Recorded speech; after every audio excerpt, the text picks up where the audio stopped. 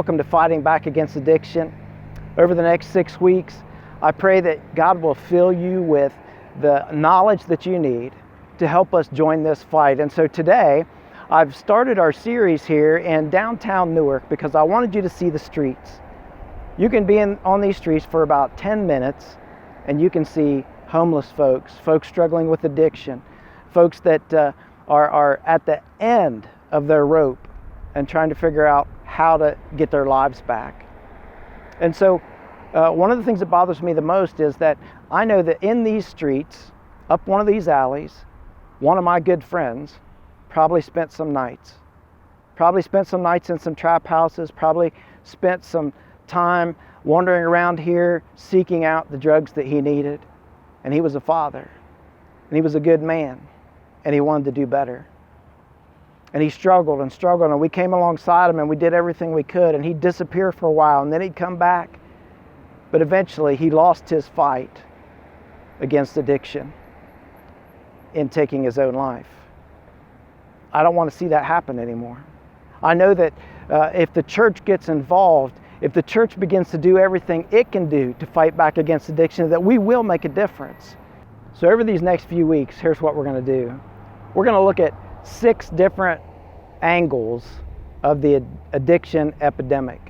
First week, we're going to talk about the signs of addiction and the signs of withdrawal. We're going to hear from some folks that have been through it, and they're going to explain that to us.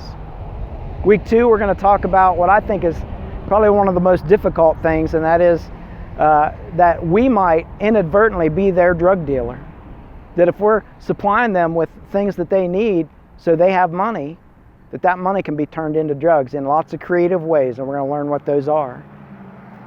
Week 3, we're going to talk about tough love. That means, maybe cutting people off when it's difficult, maybe making the decision to call the police, and we're going to hear from folks that delivered some tough love. Week 4, we're going to talk about forgiveness, because there's a lot of woundedness that happens when folks struggle with addiction. And so we're going to talk about, and we're going to hear from some couples that learned how to forgive. Week 5, we're going to talk about rebuilding trust and accountability, because it takes a long time. You can forgive someone, but that doesn't mean you should trust them right away. Trust is earned. And so we're going to hear from some folks about that. And then the last session, we're going to talk about health and mental illness, because mental illness often plays a part in addiction. And we want to make sure that we understand the big picture, that it's not just a spiritual thing. Sometimes it's a medical thing or a chemical thing, and we want to make sure that we cover those things as well. And so I hope that you'll join us for all 6 sessions so that we can together fight back against addiction.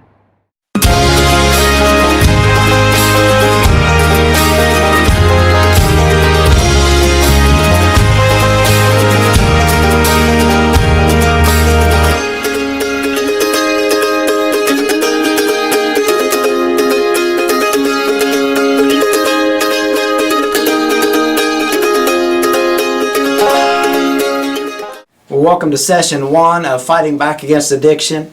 Tonight we're going to be talking about the signs of addiction and also the signs of withdrawal. And we're going to hear some interviews from some guys that have been on the streets, they've struggled with addiction, and they're going to speak directly to us about the signs of addiction and the signs of withdrawal and how awful that can be. And so I want you to build an awareness so that you know how to spot and identify what these things look like, because no person in active addiction is going to admit that they're in active addiction. And so we've got to be able to see these signs. So tell me your names. Jeffrey Jackson. All right. EJ Snyder. Ryan Hansen. So I'm trying to help families understand the ins and outs of what drug abuse looks like, what addiction looks like, because there's so many people that hurt their kids more than help them in the process, because they just don't know how to respond to the whole situation. A lot of people are just in disbelief that their family member would even be using drugs. So what are some signs, clear signs that someone is using drugs? Yeah, like you're getting nervous, you're antsy, you're still hearing things. It's just like I don't know. I have problems with my breathing. You know what I mean? Like when I start coming down, I get so antsy, and it's just like everything's coming in. And Everything. that's meth? Yes. Does that? So how many days have you stayed up, Brian, on meth? I've been up 15 days. The last time I was up that amount of time, when I crashed, I woke up in a field with one shoe missing. My shirt was gone. I have no idea how I got there. I had to take the sock off of my foot that I had a shoe on, put it on the other foot, and walk home like 4 miles. Wow. I still to this day don't know how I got there. Mm-hmm. I slept for like 5 days, constant after that, and I was still paranoid. There was still a part of me that was really anxious, that I thought people were out to get me, that they were talking about me, that to the point of completely withdrawing from everyone. Mm-hmm. So I had an experience this week, and I won't go into detail, but where someone was tripping out, pretty sure it was meth, but I could hear them talking about everybody's looking at me. Is that the paranoia? Yep. Yes. Mm-hmm. So you just feel like all eyes are on you, every whisper is about you? Yeah. No, you actually hear it. It ain't that. It's like I can be.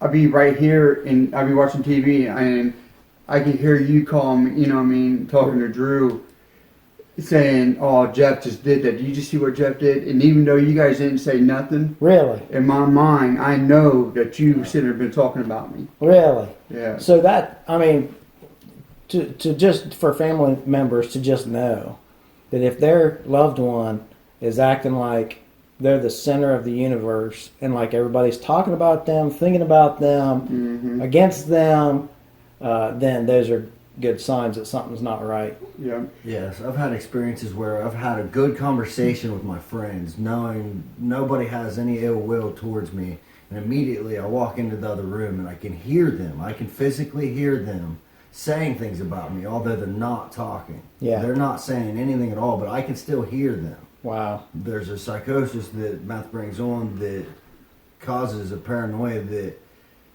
it alters reality to the person sometimes. And nobody can convince them that it isn't going on. So how long do you have to use meth? I mean, I know it's different for every person, but in general, how long would someone have to be using meth before those symptoms of paranoia and stuff set in? Just a couple of days. Some people immediately. Some people, you build up a tolerance, and those things get extended. It never really goes away, but you learn to recognize it. Mm-hmm. So in the beginning, for me, the paranoia and things were a lot stronger than they were after I built up a tolerance. But when I built up a tolerance, then the sleep deprivation came in, and that's a whole new dynamic. Mm-hmm. Mm-hmm. Yeah, Pastor Brian. Like how the best way you could tell when somebody's on meth is they don't eat. Mm. They're fast paced at everything they do. They're not slow of nothing, Okay. and they're like that all day. Okay. You know what I mean? And you can tell somebody, normal person or whatever. You can tell by their actions when they're starting to hurry up, run in there, hurry up, bounce back. Got a fast pace through their walk. You know. Yeah. They grab things quick. They're always in not normal motion. Okay. Okay. And that's definitely a good sign. And they don't get tired. You know what I mean? Like, somebody out working, they should be getting exhausted a little bit or whatever. They're not. So if you got a kid or that's out working all day and they come home and they're still energetic, Yeah. then that's a sign. Yeah. Do you think that? So what are some of the physical signs? Like just by looking at someone. What about pupils? What about spots or sores or what are those with meth? With meth, one thing would be your teeth. You start to let go of your teeth. You're doing so much you forget to take care of yourself physically.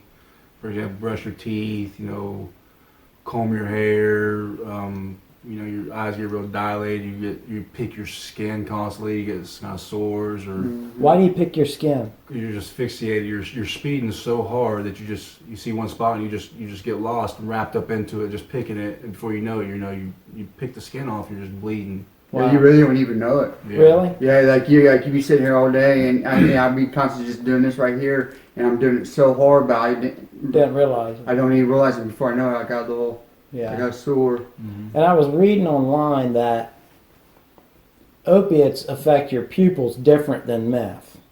Like the ones that speed you up, they make your eyes not dilate but constrict. Yep, But then the opiates vice versa. make them get big. They dilate.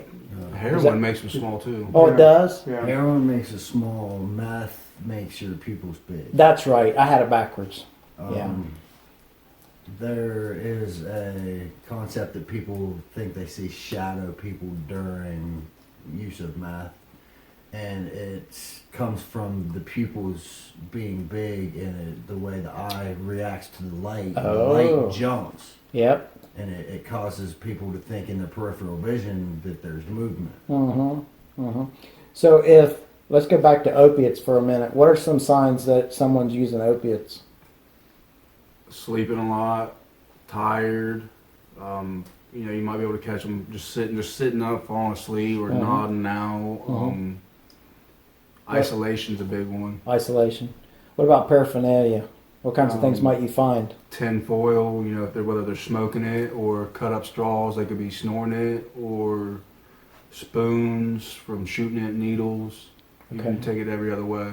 Ripped up filters from cigarettes and stuff. Ripped up cigarette filters. And what are those? Q-tips can be used as filters. Cotton. Tell me about the filter. What do you mean? You gotta have a when you filter. melt the heroin down in a spoon, you don't want to just draw back the straight liquid, so you throw a little piece of cotton ball or a little cotton in a cigarette. If you don't have none, you can use that, or you pull off some of a Q-tip and throw it in the water, and then you stick your needle into the Q-tip. Gotcha. That's how it filters it out. Okay. Okay. So, stuff like that. I know the withdrawals for heroin and pills would be, equivalent to like the flu, but just the worst flu. The flu times a million is what it's like waking up every day. You hurt to your bones hurt. You hurt so deep. You get muscle spasms to where you're literally jumping out of your skin. You can't sit still. You can't sleep. It feels like your eyes are sucked in the back of your head. Do you vomit and You stuff? vomit. You cough. You poop a little bit because you got diarrhea so bad. Yeah. It's just, you can't do nothing. Just the smell of anything makes you so nauseous, you puke.